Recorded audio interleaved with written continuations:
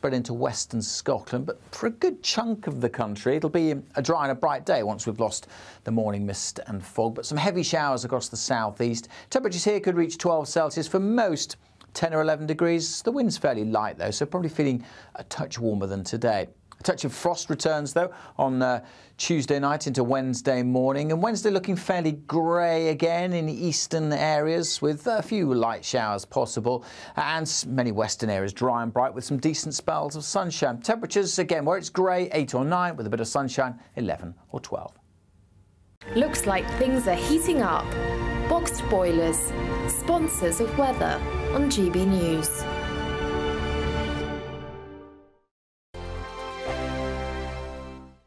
I'm Andrew Doyle. Join me at 7 o'clock every Sunday night for Free Speech Nation, the show where I tackle the week's biggest stories in politics and current affairs with the help of my 2 comedian panellists and a variety of special guests. Free Speech Nation, Sunday nights from 7 on GB News, the People's Channel, Britain's news channel.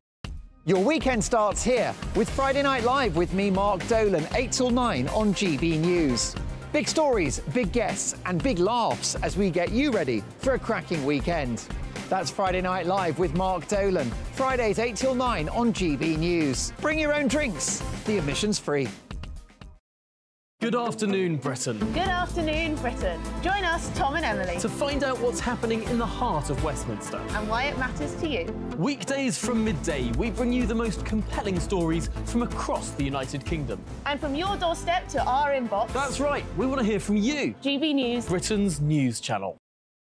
I'm Christopher Hope. And I'm Gloria Di Piero, bringing you PMQ's live here on GB News. Every Wednesday we'll bring you live coverage of Prime Minister's questions when Rishi Sunak and Sir Keir Starmer go head-to-head in the House of Commons. We'll be asking our viewers and listeners to submit the questions that they would like to put to the Prime Minister, and we'll put that to our panel of top politicians in our Westminster studio. That's PMQ's live here on GB News, Britain's election channel. Join us every night on GB News at 11 p.m. for Headliners, which is 3 top comedians going through the next day's news stories, which is exactly what you need, because when the establishment has gone crazy, you need some craziness to make sense of it. Headliners. You don't have to bother reading the newspaper. We've got it covered for you. Every night at 11 p.m. and repeated every morning at 5 a.m. We won't send you to sleep like some of the other paper review shows out there. So join us 11 p.m. every night on GB News, The People's Channel, Britain's news channel. Big news, big debates, big opinion. Patrick Christie's Tonight is the week's biggest show. Every weekday, 9 to 11 p.m, we've got the inside track on the day's top stories. There'll be sharp takes you won't get anywhere else. We will set the news agenda, not just follow it, and I want to bring you along for the ride. Whatever it is, we'll have our finger on the pulse. It's news, but it's this close to entertainment. Patrick Christie's Tonight, 9 to 11 p.m, only on GB News, the People's Channel, Britain's news channel. I think the most exciting bit for me is talking to people. People who I think are ignored often by the major news channels. We're going to give news they want to hear. There's a voice there that needs to be heard. I think there's a chance here for a diversity of opinion to be expressed, which you don't find elsewhere. It's really exciting. We don't hold back. We're free to say how decisions that are taken here affect us all around the country. Only on GB News, the People's Channel, Britain's news channel.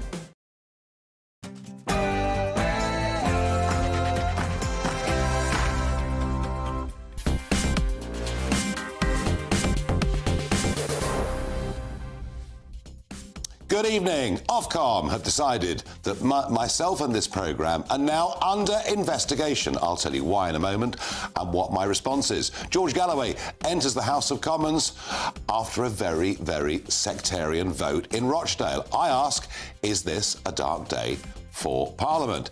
And Gary Goldsmith, the uncle of Kate Middleton, goes in to the Big Brother household. There are worries he might let the side down. I know Gary. I'll tell you what I think in just a bit. But before all of that, let's get the news with Polly Middlehurst.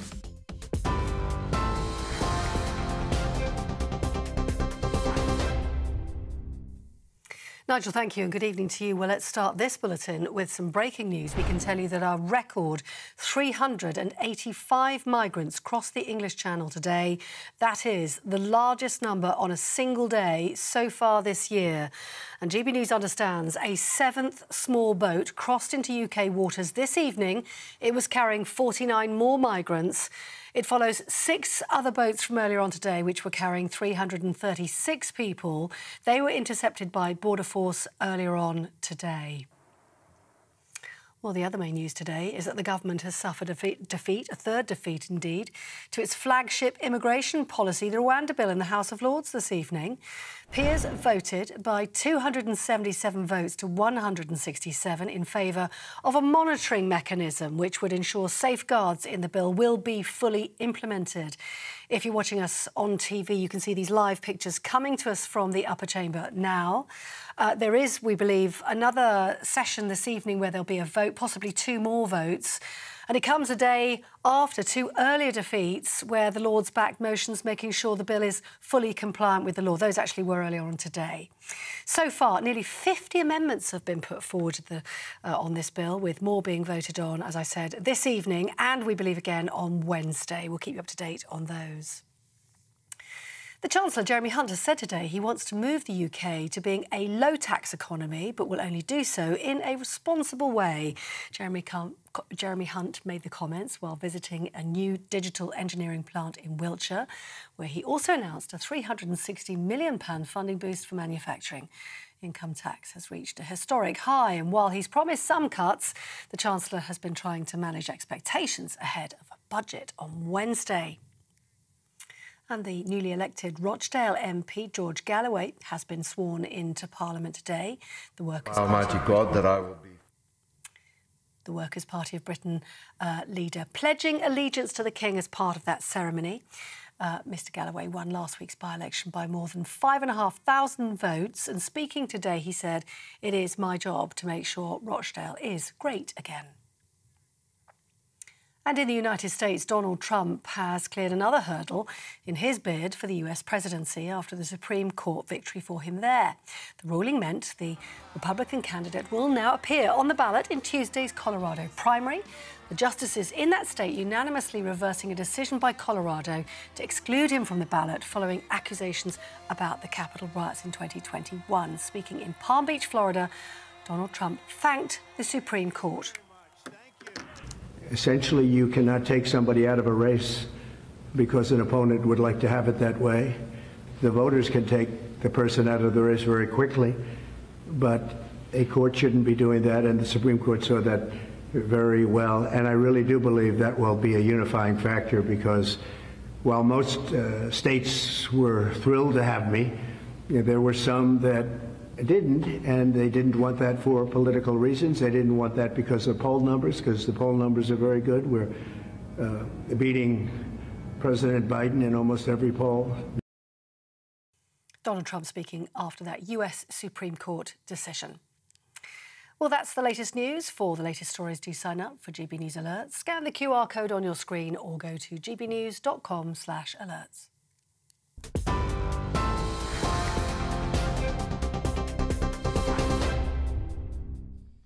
Good evening. Now, as you all know, we are regulated by Ofcom. Never had a problem with that until this morning.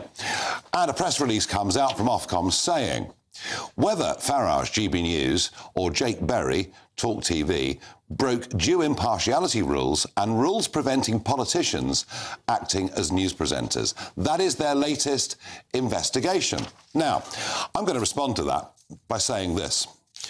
To begin with, Sir Jake Berry was until recently a cabinet minister, is still an elected member of Parliament. He is, by any definition, a politician. And there are rules about politicians broadcasting in this country.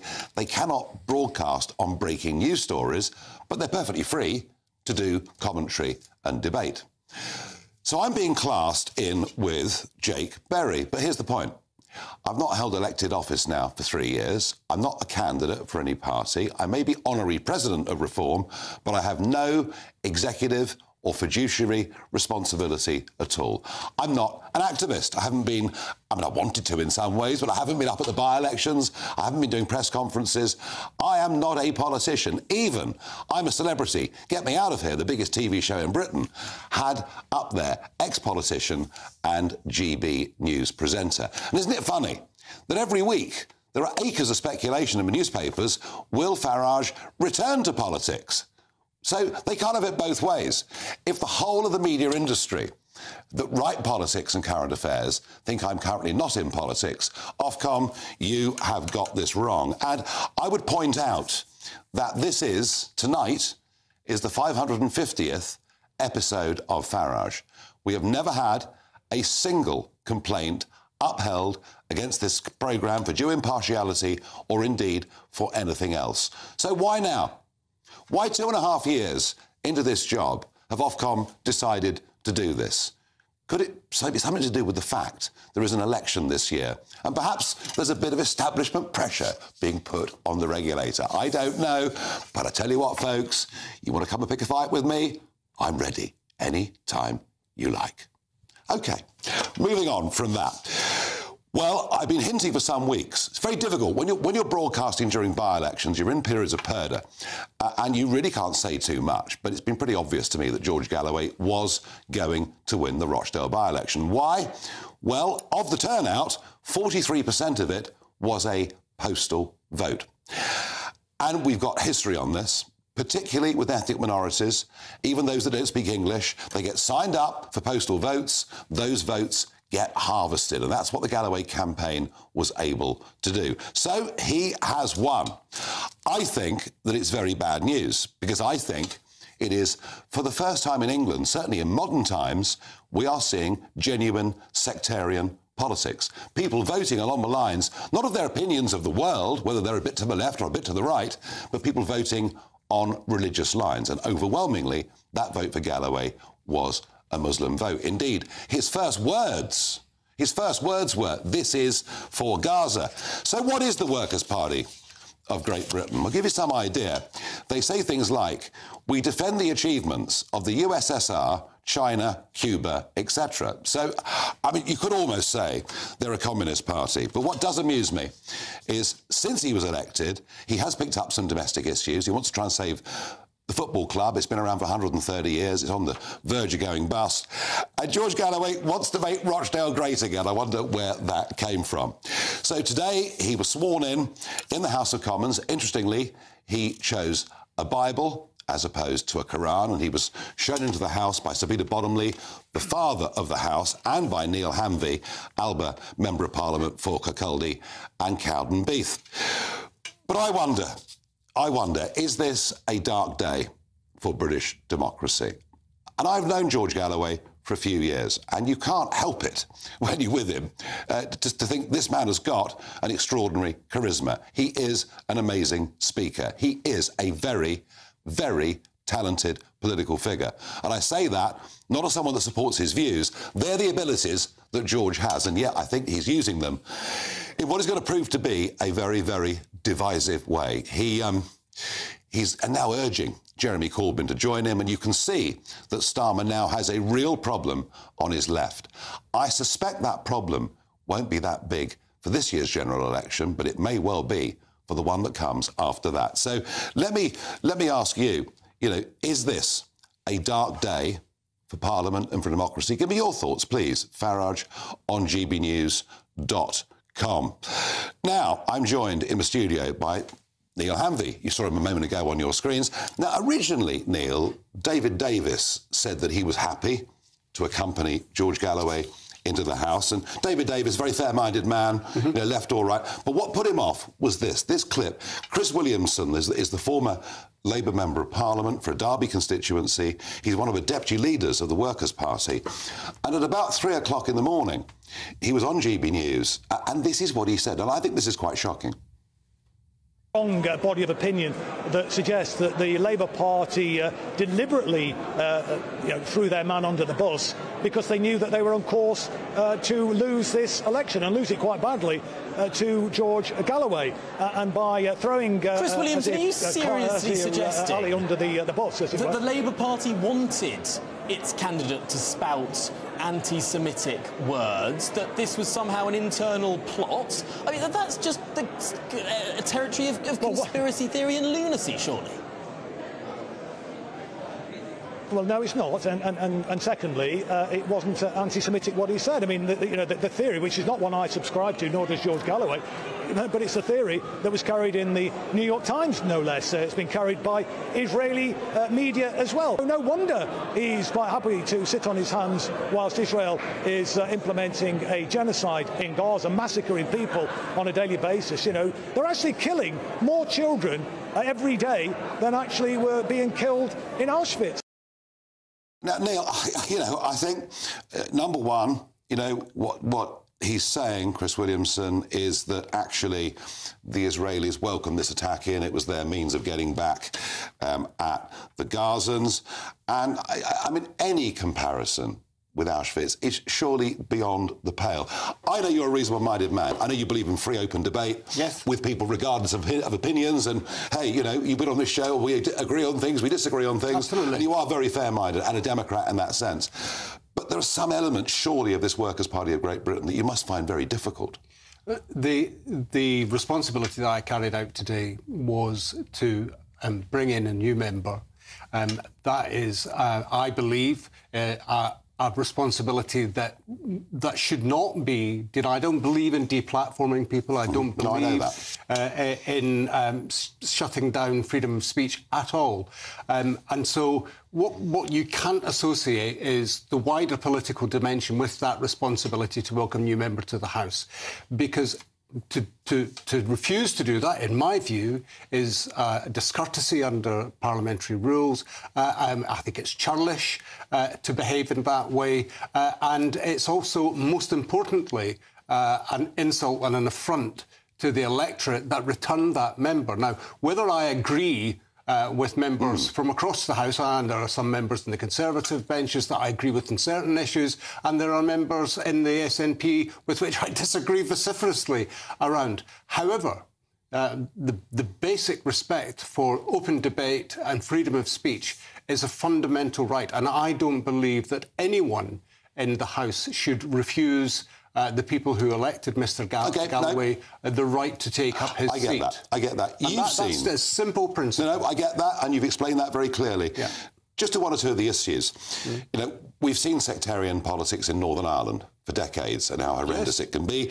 And I think in sort of Glasgow, we get specimens of sectarianism, Rangers playing Celtic, etc., where people divide on religious lines. My point about this, I mean, look, I think this sort of from the river to the sea, let's obliterate Israel stuff is pretty vile. That's my view, strongly my view. And I think not condemning the 7th of October attacks, I find that, I mean, don't you find that difficult? Well, I mean, my party took a very clear position and released a statement from our party leader, Alex Salmond, on the 9th of October that condemned the attacks, that said violence, death and destruction are no solution to any problem, wherever it may be, but that also applies to the people of Gaza, and the loss of life of women and children in the current conflict is completely unacceptable, and that's why we support... No, absolutely, but you did condemn the attacks of October the 7th. Absolutely. And that draws a very big distinction between where the Workers' Party are on this.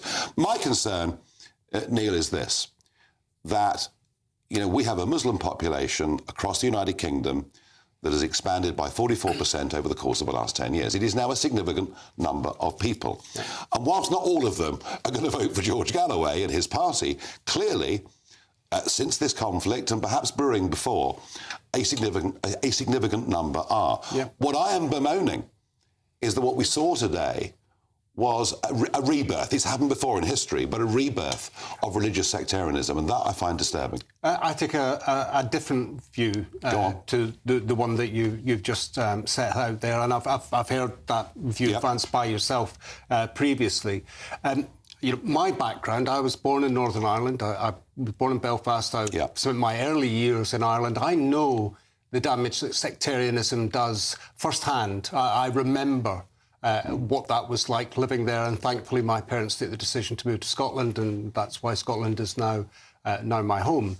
But I think the energy behind the Galloway victory is less about religious sectarianism and much more to do with a wider frustration in the population. There are demonstrations happening up and down the country with people from all faiths and no faiths opposing the humanitarian crisis that's happening in Gaza. And so I think it's unhelpful, I think it's potentially dangerous to frame this as a sectarian Do you really? Yes, I do. Well, I mean, I get... I fully understand. And I say that as someone who has lived through that narrative, and I understand how deeply damaging that is to communities. I take your point on this level, that when you see the marches in London, you know, there are plenty of middle-class white girls called Jocasta on the marches, and there's the old hard left and the Corbynites, and I get that. But if you look at the election literature, you know, that George Galloway was putting out, he was appealing to a religious vote. Yeah. And, you know, that's one of the wonderful things about democracy. Now that George Galloway is in the chamber, when there are points in which we agree, we will hopefully collaborate. And when there are things that I disagree with him about, I will be forthright in my criticism. And that is the wonderful thing about freedom of speech and proper democracy, and that is fundamentally why Neil Hanvey had to take a seat. You and I take some strongly opposing views on this particular issue. I am convinced that sectarianism has arrived and it's here to stay. And I'm just going to sort of point out the false priorities of the House. This was an exchange that took place today, and it took place between Liz Twist, Labour MP for Blaydon, and she put a question to Tory Minister and MP for Kensington, Felicity Buckham. Let's have a look. Thank you, Mr Speaker. But for almost 2 years, this Tory government has failed to appoint an independent adviser on Islamophobia. The former adviser has since criticised the government for their failure to engage, revealing that he couldn't even get them to provide terms of reference for his role. Does the Minister agree with me that this government lacks the political will to tackle this pernicious hatred, or even to call it out? I strongly disagree with the Honourable Lady, and I'd just like to let you know that we do plan to appoint a new independent adviser on anti-Muslim hatred, and we will be updating the House shortly. So there we are, within a fortnight of From the River to the Sea being posted up on the Elizabeth Tower that houses Big Ben with not a single arrest, with the mob outside Parliament, MPs absolutely scared, and George Galloway taking his seat. We're more worried about Islamophobia and potentially causing offence by what we say, actually, you know, than we are about the division, the threat, and, as we've learnt over the weekend, the upped risk of terrorism. I think Parliament is in denial. Neil Hanvey would disagree with me, but there we are. In a moment, we'll talk about the Church of England, who've decided not to give £100 million of their money to reparations for slavery. They're putting it up to £1 billion. Is it necessary? Will it actually do any good? Veteran campaigner Linda Bellos joins me in just a moment.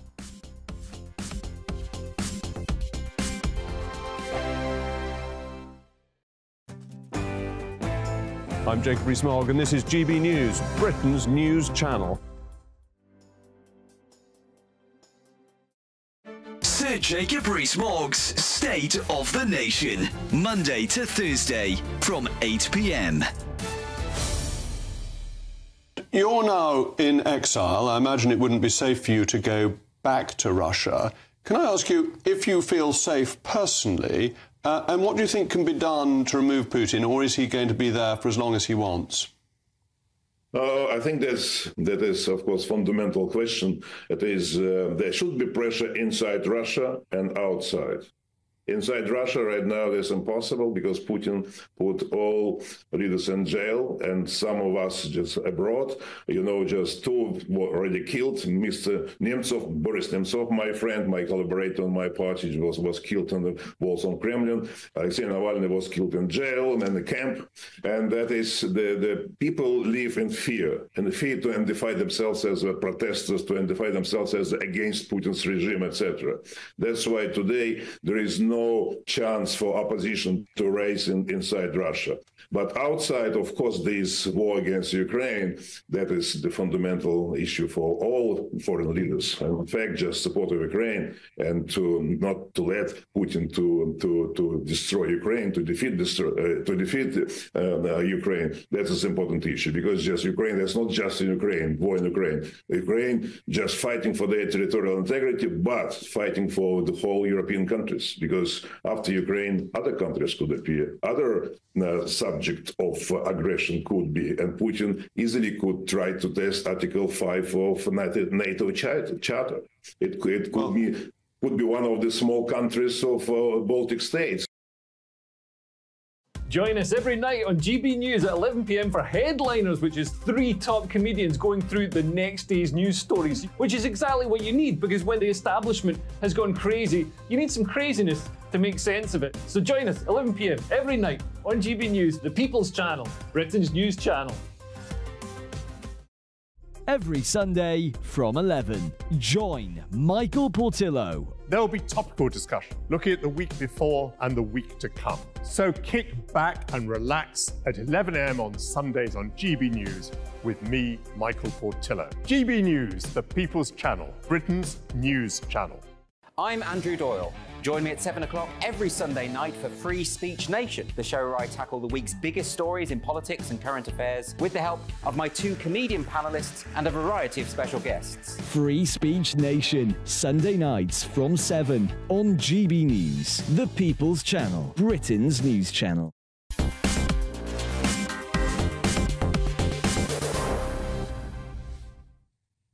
Well, as ever, we want to get your reactions. What do you think about George Galloway taking his seat in the House of Commons? Is this a victory for sectarianism? Robert says, Galloway is turning our Parliament into a sectarian battlefield.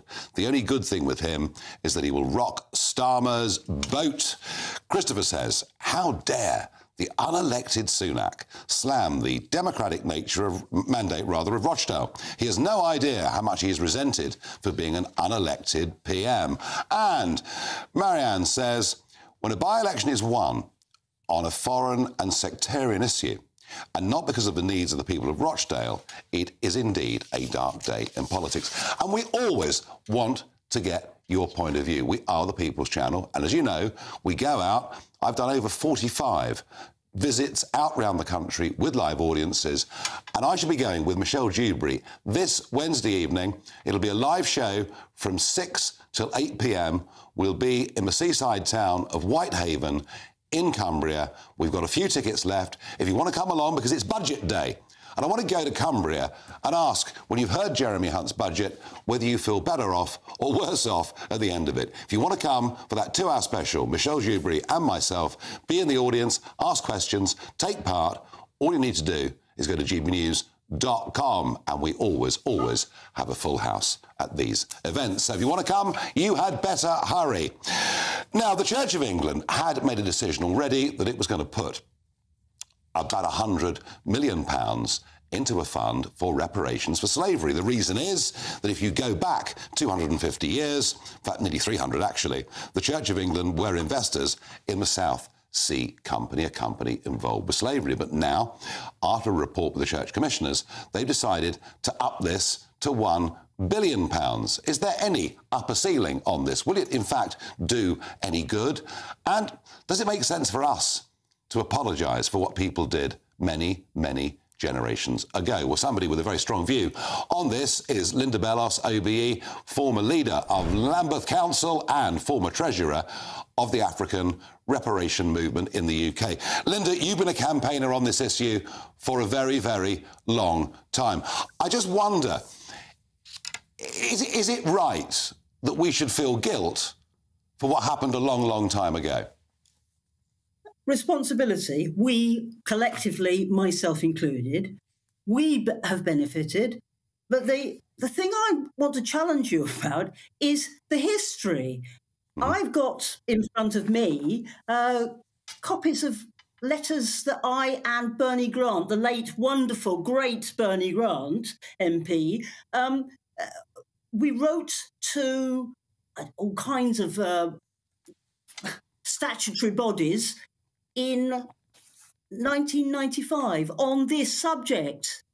At the time, the church remembered and acknowledged its doings. What surprises me is that all that's forgotten. You're talking about it as though this is new. It isn't. No.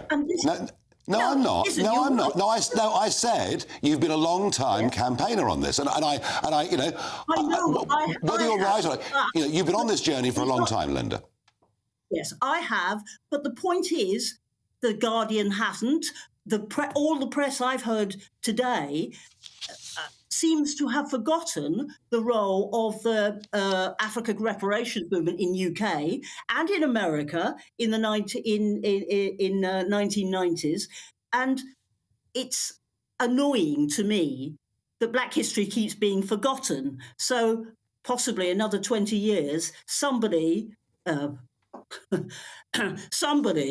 come along and say, oh, I think we ought to apologise to Africa and the Caribbean for the enslavement of African people, as though it hasn't already been done. Well, a couple of points on that. You know, this country, of course, took a lead on this. You know, Prince Albert himself, the Queen's husband, apologised on behalf of the nation.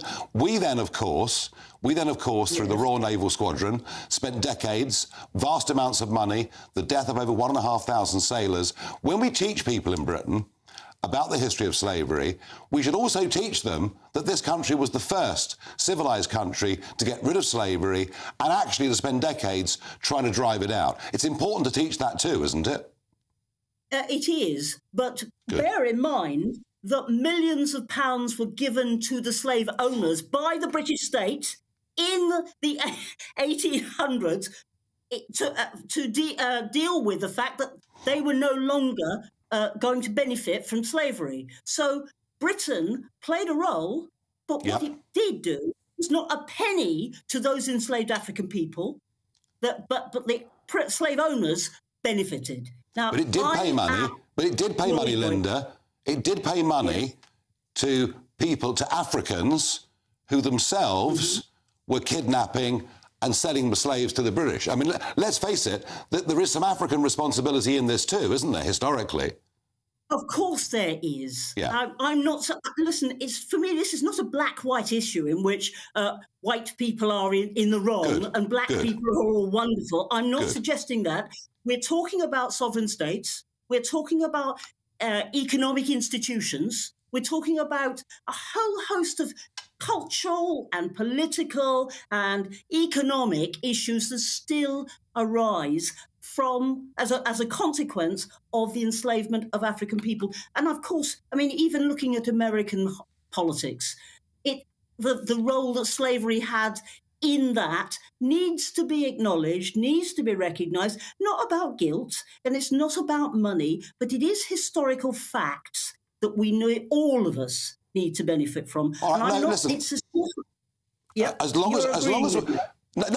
as we teach that history with balance, and as I say, the one thing that upsets me is I talk to lots of youngsters who've come out of school, you know, who know about the history of slavery, but they sometimes think it's only the British that did it, and they sometimes don't know about the role we played subsequently, you know, on the high seas to get rid of it. Linda, it's a pleasure to have you on the programme. You've campaigned on this forever, so today this announcement is a good day for you, and thank you.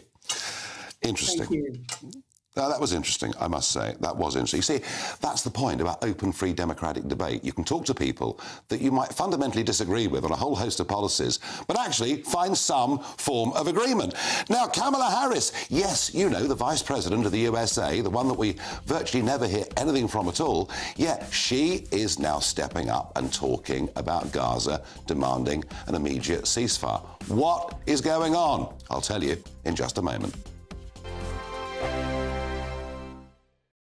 From 10 a.m. every Saturday, we want to make you think and we want to make you laugh. So we will give you all the top stories. Now we start with a story that has shocked the nation this week. But we're also going to make it light and fun and bring some entertainment in to make your Saturday morning nice and restful. Only on GB News, Britain's news channel.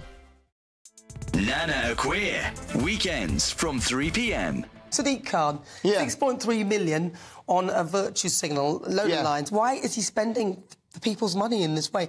And why is nobody saying anything? I want to hear from Suzanne Hall, the potential Conservative candidate, or Howard Cox, the potential Reform candidate who could potentially take this off Sadiq Khan. Why are they not speaking? This is ridiculous. Well, it was sprung on everybody. Did you know about that? I didn't know about it. Nobody knows. So they're spending this money. They're spending £6.3 million, and no one knew about it. Where's the press? Where are the public consultations? No one knew. I think it's a good idea to rename the train lines, because all these train lines are there are like 4 of them, 6 of them, whatever, and they're all going all these different directions. And you tell someone to come, and you don't even know the name. Yeah, but 6.3 million. Listen, if you want to give me 6.3 million to come up with some virtue signalling lines, I'd like to know which advertising agency he employed to do this, how long it took him, and why he's even done it in the first place. Why has he done this? He has done this with the virtue signalling because he's part of T-World. He's Rishi Sunak.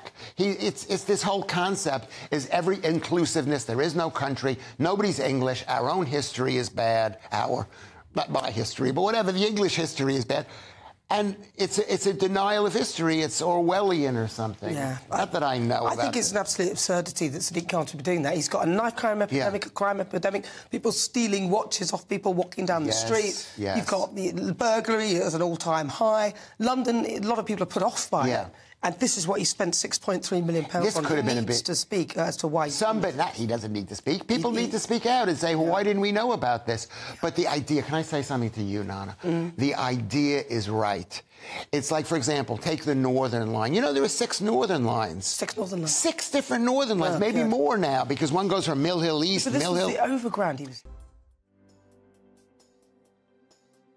GB News, unlike other broadcasters, isn't obsessed with the London-Westminster bubble. We think there's a nation beyond the M25, and that's why we talk about the issues that matter across the land. Join me on State of the Nation, 8 to 9 o'clock, Monday to Thursday, on GB News. Daisy's listening, and you should too. Good afternoon, Britain. Good afternoon, Britain. Join us, Tom and Emily, to find out what's happening in the heart of Westminster and why it matters to you.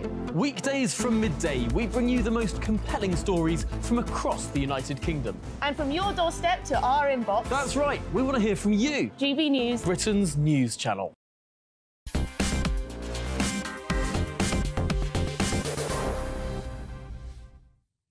We hear so little of Vice President Kamala Harris, yet today quite a big foreign policy intervention where she stands up and says very publicly she wants an immediate ceasefire in Gaza. And Downing Street then says that there is no difference between the UK and the US positions on Gaza. Indeed, and I quote, "We are entirely aligned." So what's going on here? Well, 2 things in my opinion. The first is that Kamala Harris is stepping up because it's becoming more and more obvious to everybody that Biden mentally isn't up to the job. The gaffes become worse. The signs of senility are there for all to see. And there is a feeling that maybe he'll get dumped before the August Democrat convention. And maybe she fancies her chances of being the front runner for the Democrat Party. So I see a political element to what she's doing today. But the other thing that's happening here, folks, is Israel is rapidly running out of friends. And we were pretty staunch supporters of Israel in the early part of the war, but David Cameron has very, very rapidly, it seems to me, shifted and changed that policy. Israel, I think, now very, very much on her own. I'm joined down the line by Jacob Olidor, Director of Research at the Jewish Institute for National Security of America, and a man who formerly worked for Vice President Pence. Jacob, good evening, welcome to the programme. On my first point, you know, we hear nothing, certainly on this side of the pond, and not much more on your side of the pond. This did strike me as Kamala Harris getting political, perhaps with a little hint of ambition. Well, good evening, Nigel, and thank you so much for having me on your program. It's a pleasure to be with you and your viewers. You're right. I mean, we haven't heard much from the vice president. On Sunday, she opened her speech in Alabama, talking about Gaza, talking about the humanitarian situation there. The full part of her quote is that, you know, Hamas claims that it's for a ceasefire and yet doesn't stand behind that. And let's be real here. I mean, Hamas is at fault for the civilian suffering in Gaza today. Israel has been providing, record numbers of humanitarian assistance into Gaza. Just yesterday, 227 trucks, a convoy, the largest any single day, has been reported to have entered into Gaza. But, you know, the framework for a ceasefire has been presented. Israel has agreed to it in principle. Hamas is now, kind of delaying, doing all these stall tactics for why they don't want to do it. And so it's clear that everything falls on them from beginning to end of this. Yeah, and of course, you know, the Israelis are demanding to know how many of the hostages are still alive, and answer, there comes none. But my bigger point here, and this probably, Jacob, is the one that will alarm you, is I really do feel that Israel is running out of friends, that the tide of public opinion, and, you know, you can call it propaganda, you can call it whatever you want to call it, but the tide of public opinion in the West is that Israel has overreacted to what has happened. She really is becoming very isolated, isn't she? Well, I mean, you pointed out at the beginning of your segment that, you know, the United Kingdom, the United States have been remarkable in their rhetoric and actions in support of Israel. That remains, despite rhetoric here and there. But you're right. I mean, Israel faces international scrutiny about this. The fact is the framing is completely off. I mean, of course, one civilian casualty that's unmerited is one too many. But Israel has gone above and beyond any modern, any military in history to avert those civilian casualties. And so that focus by the likes of the EU foreign policy chief and others in the United Nations is completely out of place. But it shows really the lack of context here and really the need for international coordination. Yeah, I mean, you know, Israel may well have tried incredibly hard, you know, just to take out the bad guys of Hamas, but of course there were always going to be civilian casualties. Jacob, great to have you on. Great to talk to you. Thank you so much. I suspect a difficult few weeks and months ahead for all concerned. Indeed. Gary Goldsmith, Uncle Gary. Yes, this is the What the Farage moment. He, of course, is the black sheep of the family, Kate Middleton's uncle. Had a bit of a checkered past, made a few quid in business, likes a drink, had a few domestic difficulties, to say the very least.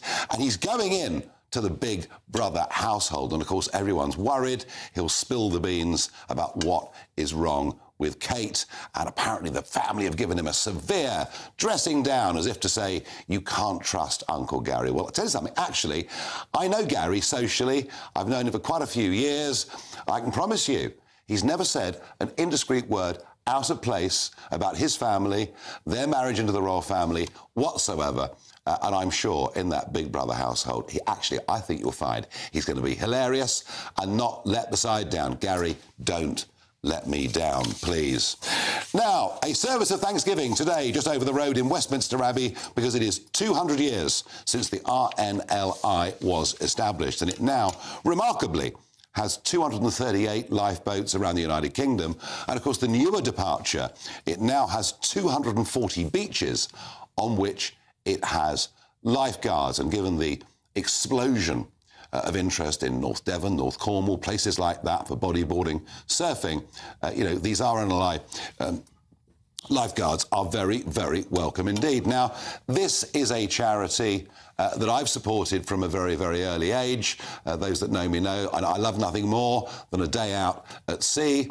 And I even held a British beer festival in the European Parliament in Brussels with a colleague of mine a few years ago to raise money for the lifeboats. So I've always been a staunch supporter. I have been critical more of Border Force than I have of the RNLI.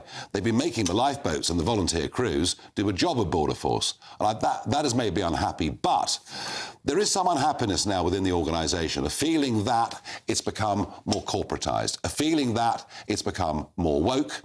And quite a lot of senior crew have left or been sacked in the last few years, which does leave a slightly bitter taste on this 200th anniversary. One of those is Heidi Bakewell, former volunteer crew member at Pwllheli in North Wales. Now, you were there for 5 years. Heidi, I mean, you weren't the only one, were you? There were many, many people like you who've given their time freely, they wanted to do it, who've somehow fallen foul of the head office in Poole, who seem to think differently to a type of people that go on lifeboats. Yeah, unfortunately so. We raised a few concerns at the regional level and we weren't listened to, so we went higher. And they didn't listen to us, and they kind of just made it quite clear if we didn't accept the findings of their investigation that we were happy to leave. Yeah, so it felt a bit disposable, you know, very disposable, really. And it's happened all around the country, hasn't it? I mean, I've got examples from Clacton, from Southend, from New Brighton. I mean, stations all around the country where... And people often with more service than you, 25, 30 years of service, and suddenly find themselves unwelcome in this new sort of politically correct, woke RNLI. I just sense the organisation is not the happy one that it used to be. No, I think, you know, the actual RNLI, the institution and the ethos behind it is absolutely excellent. And we've still got a lot of men and women at crew level that are absolutely excellent and, you know, give everything to do what they do. It's the management level that I feel like they're not trained enough in resolving any disputes that occur. And you will get disputes, you know, people from all walks of life that come together and they've got one maybe common goal. But if there's other things, that factors that come in that you don't agree on, you need to have strong management in there to be able to solve those issues. Yeah, and also people made unwelcome because they have certain views on certain subjects and that's not considered appropriate, and certain bits of what, well, I think I'd call banter, you know, perhaps you would as well, that are now considered to be inappropriate. And kind of, these are volunteers doing something really, really dangerous, and yet it seems we want them to behave as if they were working in an office. Yeah, I mean, I've got to say the banter between the crew has always been there. That won't go anywhere. You know, we were a tight bunch at Patelli. And like you say, there was a lot of crew there that, you know, we actually, it's the three women that have stuck up for two older men that had got 36 years experience and 28 years experience. And it's our grievance that they've been cast aside because they were people we learnt from. And when you go to sea, you know, like you say, you go on the, you know, on the boat quite often, you know, when you're new crew, you need that experience to learn from. And between the 12 crew that have now sadly left Patelli, they've lost over 170 years of experience. It'll take years to get that back. Yeah, that story, Heidi, that loss of experience, I've heard from several places around the country. Well, thank you for coming on and joining us. It's still a day to celebrate. It's 200 years of the lifeboats. It's an amazing organisation. It's probably helped to save up to 150,000 lives over the years. And there's been something uniquely British about the whole thing. But, yeah, sadly, having a few problems. Thank you for joining us on this 200th anniversary. An RNLI spokesman has said of the Patelli row that after a breakdown in relationships between people at the station, 2/3 of the crew and 13 new volunteers have agreed to move forward to an intensive 2-week training period is now underway to get the lifeboat back in service. In response to the additional claims on Mail Online, the RNLI accused the publication of having deliberately tried to diminish our 200th anniversary and chosen to rehash some mainly historic stories to create a false impression of our charity, one that most of our people just do not recognise. Well, that's what they say in Poole at the head office, but there is disquiet around the country, and that is a sad thing for what has been a wonderful British institution. In a moment, we're going to talk about crime. We're going to talk about the fact that in parts of the country, hardly any burglaries whatsoever get cleared up. Yet, we're told by minister after minister that crime is falling rapidly in our country. Surely, both things can't be right. I think the most exciting bit for me is talking to people. People who I think are ignored often by the major news channels. We're going to give news they want to hear. There's a voice there that needs to be heard. I think there's a chance here for a diversity of opinion to be expressed, which you don't find elsewhere. It's really exciting. We don't hold back. We're free to say how decisions that are taken here affect us all around the country. Only on GB News, the People's Channel, Britain's news channel. Headliners. Tomorrow's papers tonight, every night from 11 p.m. Is a debate on gender really a far-right issue? Far right. I'm so bored of that phrase, you know what I mean? Like, anyone who talks about... anyone who acknowledges that there are two sexes is suddenly far right, because that's what Hitler and Mussolini were all about. This question from Shirley is, of course, about Labour. They've been accused of being undemocratic because they pressured a pub into cancelling a debate, and this debate features Kelly J. Keane, who's been on this show a couple of times, and she's a campaigner, and she was just on the panel, and then they got a letter saying that they couldn't do it because Kelly J. Keane apparently attracts far-right groups. Now, they've tried this trick before, but because some awful, ghastly neo-Nazi types turned up near to an event that she was holding in Australia, they kind of tried to blame that on her and suggest that the two were the same thing. They weren't. That was an opportunistic group turning up to... They're not... Neo-Nazis aren't pro-feminist. They're not pro an event called Let Women Speak. That's just ridiculous. New Zealand's TV blurred her touching her zip because they said that her touching her zip was a far-right dog whistle because she's making that symbol. Yeah, but she wasn't making the symbol, she was just adjusting a zip. Yeah, and also, this isn't a far-right symbol. I mean, that was incredible because she obviously wasn't making that symbol anyway. She was just adjusting a top. But this New Zealand news channel blurred out the hand so that they could pretend that it was some horrible ghastly... Yeah. I mean, this is learning stuff, isn't it? She's talked about having voted Labour in the past. She's so not far-right. But also, even if she were right-wing, which she isn't, why would they be banning a panel where there's a discussion about one of the most important issues of our day? What are Labour playing at here? They're anti-democratic, aren't they? They're just kind of playing whack-a-mole with things they don't like. I think maybe I'll write to the pub and say I do want to see Kelly J. Keane there. Yeah, but they won't listen to you if you say that, will they? Because you've got the unfashionable opinion, Chris. Well, and the unfashionable workplace. I'm Michelle Dewberry, and I'm not here to tell you what to think. I'd much rather hear what you have to say. So, send in your opinions to gbviews@gbnews.com. Keep them clean, and you never know, I might read them out. With my panel here on Jubes & Co, we debate, we get stuck into the issues of the day on a show where all views are welcome, especially yours. GB News, the People's Channel, Britain's news channel.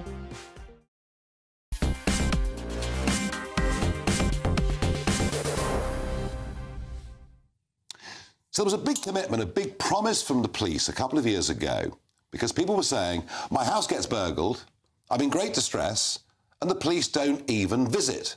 So there's been a huge emphasis by the police to go and visit households, go and speak to families who've suffered burglaries and robberies. Well, that's all well and good, but a Daily Telegraph analysis of police data shows that no burglaries were solved in 48% of neighbourhoods. That's areas covering between 1,000 and 3,000 people over the course of the last 3 years. And in fact, some areas, charges are below 4% of burglaries. At very best, it's 8 or 9%. So it's great that the cops are turning up and having a cup of tea, but it would appear that they're just not bothering, they're not following through at all, and you sort of almost get to a point in some parts of this country where there is almost no disincentive to go out and steal. So that picture looks very bad, and then we have to weigh that up against the Home Office spokesman saying, now, maybe I'm wrong, but I find this hard to believe. Since 2010, our communities are safer, with neighbourhood crimes, including burglary, robbery and theft, down by 48%. Violent crime down 51%, and with more police officers in England and Wales than ever before. Well, the more police officers point, yeah, good, because the population is 10 million bigger than it was 25 years ago. Former cop Peter Blexley joins me down the line. Peter, I'm struggling with this. I keep being told that crime is falling rapidly, but at the same time it appears that if you commit a burglary, there's almost no chance of you facing a charge. What do you think the true picture is? I mean, are the police actually doing their job, or have they virtually given up? The true picture is catastrophic, and the harsh reality is that due to the state of British policing in 2024, crime does pay. You can commit a burglary, and there's very, very little chance of you getting caught for it. And likewise with shoplifting, where people steal with impunity, thereby damaging those important businesses so often run by individuals and families, the backbone of the economy that we so often hear, and they are being let down. The police needs to decide what it is. Is it a social service that deals with all of society's ills, or is it a police force that deals with crime and prevents crime and investigates crime and locks up people? It needs to make its mind up. No, I think that's a very, very fair point, and I've got Jacob nodding along beside me to the point you're making. Peter, when you were a young cop, how much better were detection rates and charging rates for burglary than they are today? Well, the streets were a hostile environment for criminals. And that was something that police officers prided themselves on. They would go out, they would walk the beat. We walked the beat. We'd drive in panda cars and drive in area cars and queue cars and many other wonderful resources that we had. And those streets were hostile for criminals. You could not shoplift with impunity. You could not commit burglary with impunity. We prided ourselves on knowing the communities, who the lawbreakers were, and there was nothing more satisfactory than removing their front door from its hinges at 6 o'clock in the morning and uttering those immortal words, "You're nicked." Sorry, I shouldn't be laughing. Just the way you put it was irresistible in many ways. So you're charting a pattern over a few short decades of genuine social decline, of many people's lives becoming more miserable, more unhappy and more fearful as a result of this. Do you believe that we have the courage, the wisdom, the commitment to start to turn this around?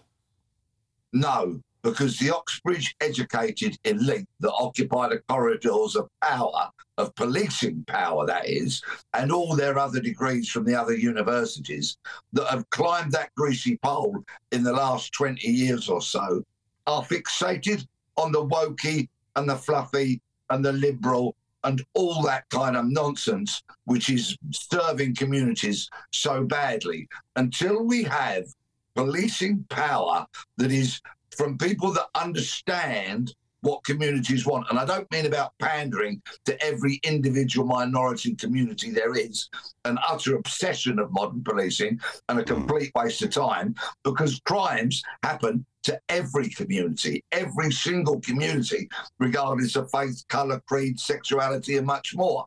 So if the police professionally and promptly investigated those crimes, they would be engaging with communities anyway.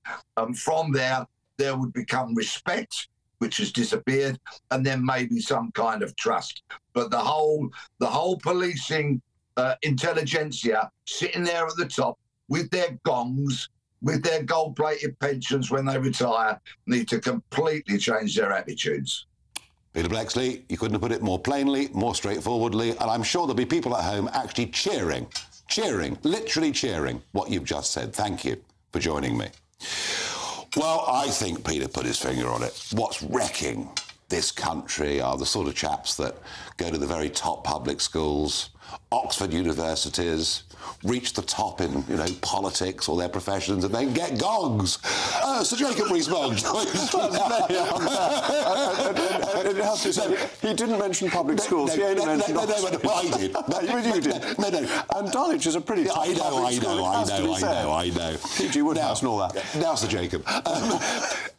He wasn't even aiming it at politicians, actually. No, he wasn't. He was aiming... Which I thought was interesting. And I was expecting him to say we need tougher Home Secretaries. He didn't say that, did he?